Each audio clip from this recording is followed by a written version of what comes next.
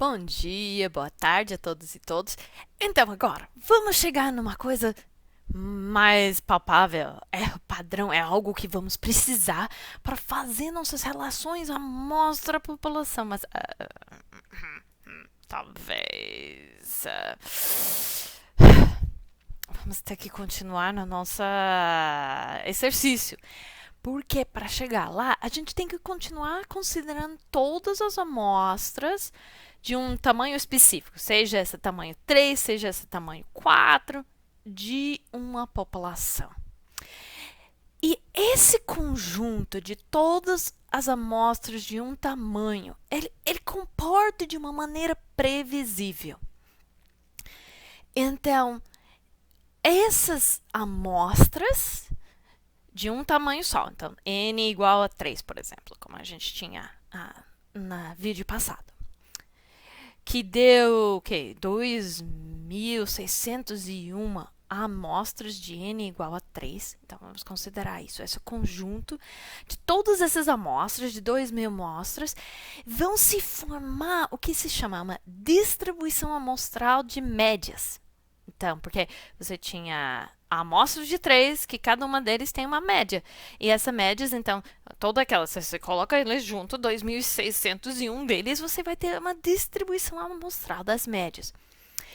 E entendendo essa população através dessa distribuição amostral de médias, vai permitir que depois a gente inverte a lógica e já vamos para trás e dizer, ok, agora eu tenho uma amostra. Dessa uma amostra, o que eu posso dizer sobre a população? Então, esse trabalho de pensar todas as possíveis amostras vai criar um modelo do comportamento, criar umas coisas que a galera da estatística sabe que são certas e já tem comprovado para nós, para que depois a gente trata das nossas amostras. Então, se você pensar nesse conjunto, pode olhar em toda a média que está alcançando. Então, cada uma dessas amostras de 3 tem uma média. A média do buraco de estaca daquela população. E então, para cada amostra, aquela média é a mais provável média da população. Então, a gente podia pensar o quão incomum é escolher uma amostra inaceitavelmente não representativa da população. Aquela dentro desse tamanho. Então, a gente permite pensar, como é a minha melhor estimativa da população? É a média da amostra que eu fiz. E enquanto dessas amostras, daquele número, é inaceitável a resposta que vai chegar. Então a gente pensa a probabilidade de uma amostra específica desse mesmo tamanho selecionado aleatoriamente não ser representativo. Então, aquelas porcentagens que eu estava passando no vídeo anterior, ou seja, que essa n igual a 3, naquele caso, daquele exemplo, estávamos com médias inaceitáveis em 50 amostras, ou seja, 2%, permitiu a gente pensar a probabilidade que qualquer amostra de 3 ia dar um resultado inaceitavelmente diferente à média verdadeira da população. E assim como trabalhou com média, pode trabalhar com desvio padrão. Ou seja, nossas 2.601 médias estimativas da população vão se fazer esse conjunto.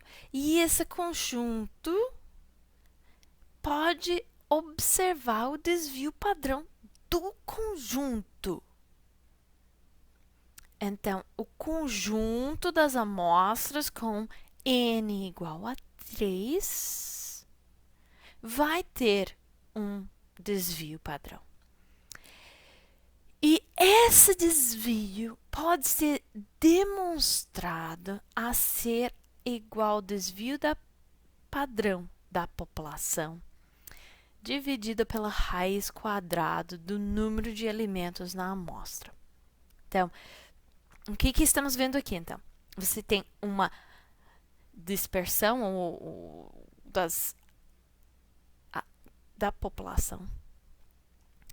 E você vai ter uma dispersão das amostras feitas daquela população que fica um pouco mais fechadinho. Porque a distribuição das amostras da população é diferente dessa nova distribuição formada através de amostras.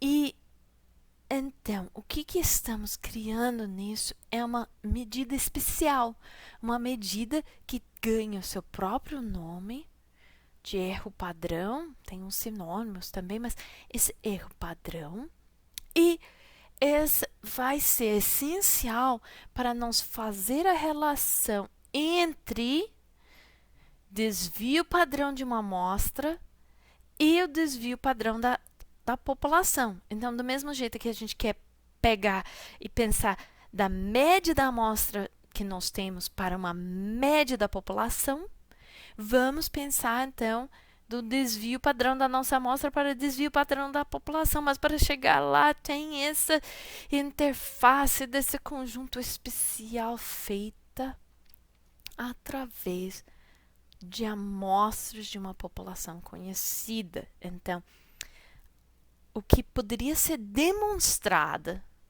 no real, com um exemplo, acaba se tornando, então, algo que é uma regra e algo que é demonstrável a ser sempre aplicável. E demonstrar, então, sempre aplicável esse tipo de relação, em que o erro padrão é o desvio padrão da população dividido pela raiz quadrada do número de elementos na amostra. Tá? Então, erro padrão com essa fórmula vai entrar em outros cálculos nossos.